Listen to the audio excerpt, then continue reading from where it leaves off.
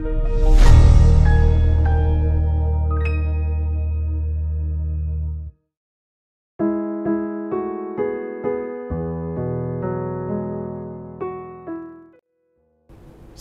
rohani yang dikasihi Tuhan, Shalom. Mari kita luangkan waktu sejenak untuk mendengarkan renungan pada saat ini. Sebelum kita memasuki renungan ini, mari kita berdoa. Kasih karunia dan damai sejahtera dari Allah Bapa kita dan dari Kristus Yesus menyertai kamu sekalian. Amin. Firman Tuhan yang menjadi renungan bagi kita pada saat ini tertulis dalam kitab Roma pasal 3. Saya akan bacakan dari ayat 25 sampai ayat 26. Demikian firman Tuhan. Yesus Kristus telah ditentukan Allah menjadi jalan pendamaian karena iman dalam darahnya. Hal ini dibuatnya untuk menunjukkan keadilannya, karena ia telah membiarkan dosa-dosa yang telah terjadi dahulu pada masa kesabarannya. Maksudnya ialah untuk menunjukkan keadilannya pada masa ini, supaya nyata bahwa ia benar dan juga membenarkan orang yang percaya kepada Yesus. Tema dari renungan ini,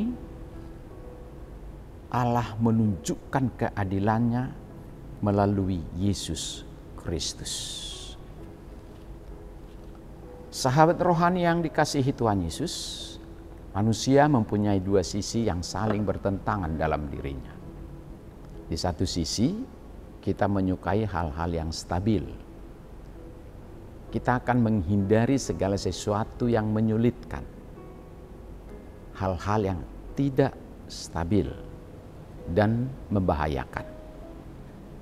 Tetapi di sisi lain, kita juga sangat menyukai tantangan dan segala hal yang tidak pasti. Kita akan mencari petualangan yang bisa saja menyulitkan kita. Sisi ini dikatakan lebih membuat kita merasa hidup daripada merasa aman-aman saja. Kita menjadi orang yang haus akan tantangan dan nekat mendekati bahaya. Kita sadar atau tidak sadar, hampir setiap film juga dibuat melibatkan alur cerita di mana karakter si pelakunya menghadapi dan mengatasi beberapa jenis tantangan dan masalah, bahkan yang tersulit sekalipun. Ketika kita menonton filmnya, kita seolah-olah merasa bisa mengatasi semua masalah. Kita bisa menyelesaikan masalah atau dilema apapun yang terjadi pada kita. Namun berbeda dengan yang tertulis di dalam kitab Roma ini. Rasul Paulus melalui ilham Roh Kudus melukiskan gambaran yang menampilkan umat manusia dalam situasi atau tantangan yang tidak memiliki solusi. Apakah itu? Yaitu persoalan dosa, persoalan pelanggaran. Itu sangat kita nikmati. Maaf. John Calvin menulis tentang kitab Roma, dikatakan bila seseorang memahami kitab Roma, kita mempunyai sebuah bagian yang terbuka untuk memahami seluruh kitab suci. Martin Luther juga menyebut kitab Roma sebagai bagian utama dari Perjanjian Baru dan Injil yang paling murni.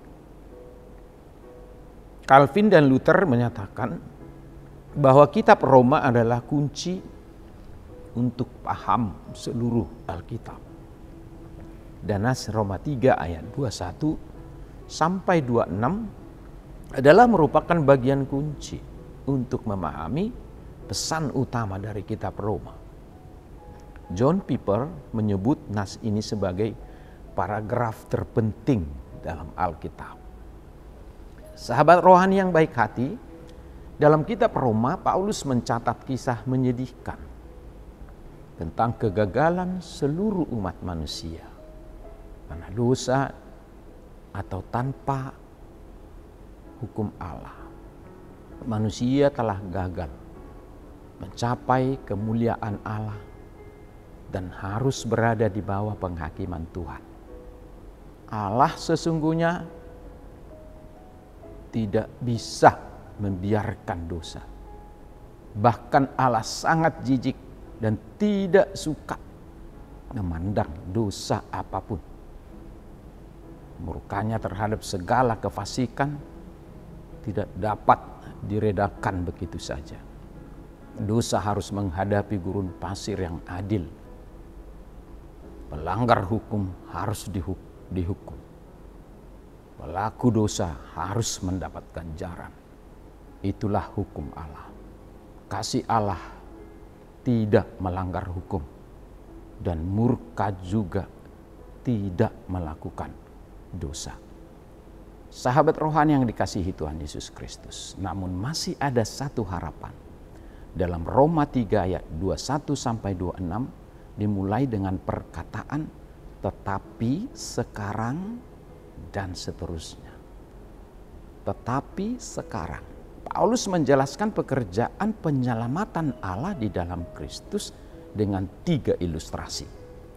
Pertama, ketika seorang terdakwa dibawa ke hadapan hakim, pilihannya adalah ia akan dibenarkan atau dihukum.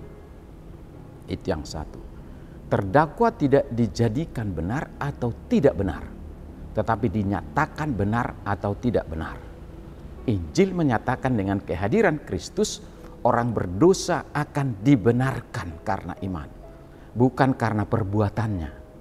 Nah, Tuhan Yesus mengambil tempat kita di Golgota.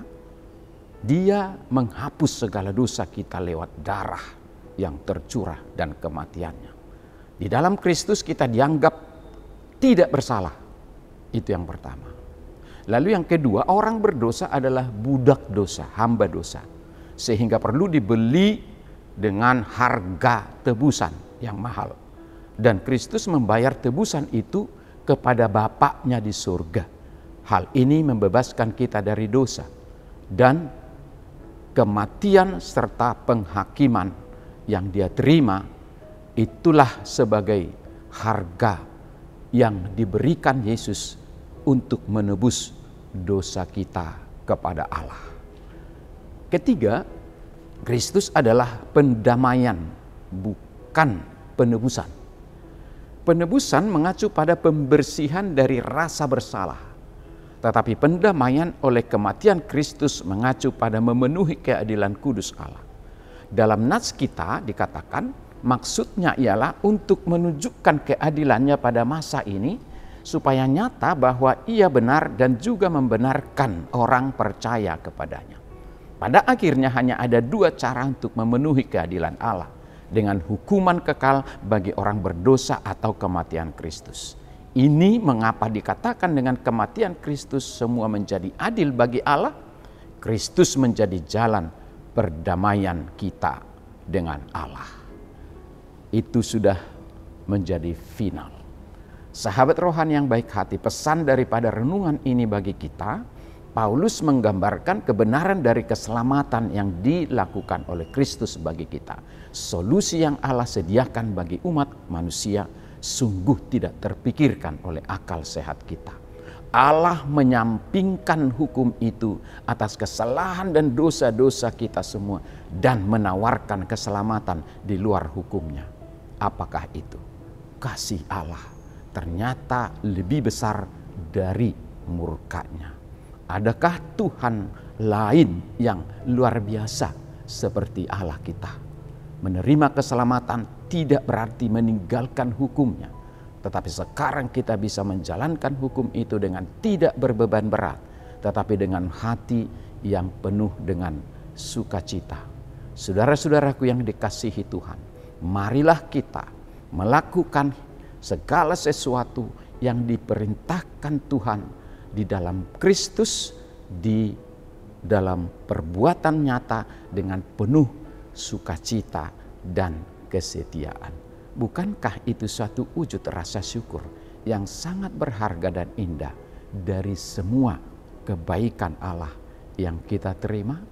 Saudara-saudaraku yang dikasihi Tuhan, selamat berjuang dan hiduplah seturut dengan kehendak Allah, karena kita sudah ditebus dengan harga yang mahal.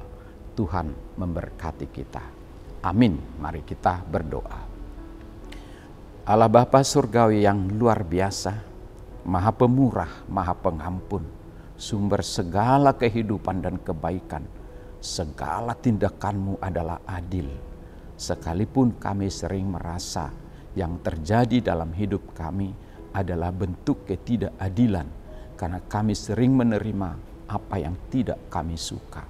Tapi dari firman hari ini kami diingatkan, tidak ada yang lebih adil dan lebih baik dari segala perbuatan Allah. Termasuk itu sudah terbukti di dalam diri Yesus Kristus yang telah menjadi penebus dosa-dosa kami. Ya Bapa yang baik hati, biarlah kami berikan hikmat untuk memahami keadilan Tuhan dalam setiap kejadian dan peristiwa yang terjadi dalam hidup kami. Dan biarlah kami hidup dengan adil juga, sesuai dengan perintah Tuhan, memberikan hak-hak orang lain dengan benar, serta menikmati hak-hak kami dengan penuh rasa syukur. Terima kasih Tuhan atas firman-Mu yang mengingatkan kami bahwa keadilan-Mu lah yang berlaku dalam setiap kehidupan kami.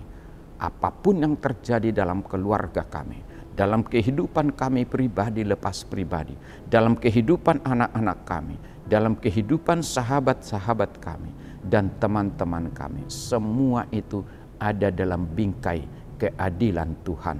Terima kasih Tuhan atas keadilan-Mu. Biarlah kami senantiasa bersyukur atas semua yang Tuhan hadirkan dalam hidup kami, suka atau tidak suka.